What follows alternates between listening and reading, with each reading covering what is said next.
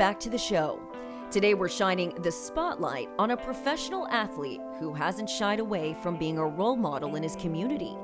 On a basketball court, there's no doubt Indiana Pacers center Myles Turner makes an impact. But away from the game is where his impact matters most. When he was drafted by the Indiana Pacers in 2014, he immediately began to reach out to those in need.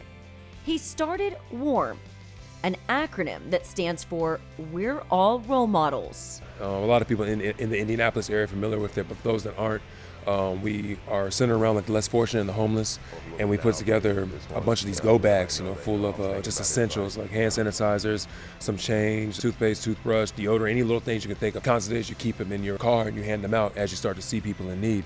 Growing up in the mid-cities of the Dallas-Fort Worth area, Myles was heavily influenced by his parents, David and Mary. Though he dreamed of someday playing in the NBA, he was also nudged to be mindful of the less fortunate. Standing almost 7 feet tall in high school, he worked hard to achieve that dream and vowed to help his community if he ever got the chance. I came up in a tight-knit community, and it's a community that supported me, even when I was at ULS Trinity. And, I'm a very family-oriented man. I was fortunate enough to have both my mom and my dad, in the house growing up. My parents would definitely listen to me, just my personal heroes, because they did everything they could. I want to continue just to keep that motivation going for people, that when they make it, they continue to bring the ones with them, that they started with. Each off-season, Myles returns to the Metroplex to give back to the kids in the community by conducting a 2-day summer camp where skills are learned with an emphasis on becoming productive citizens in society. This goes further than basketball, it goes beyond that. What comes to that is being a even better human being.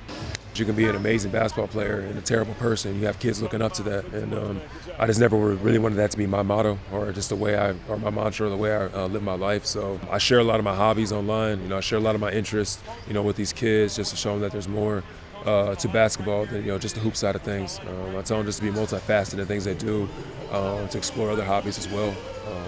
That's one thing I had the luxury of being able to do when I was a kid, was to play different sports or do different arts and crafts or gardening or just whatever it was, and just took up a love for just a lust for life, I would say.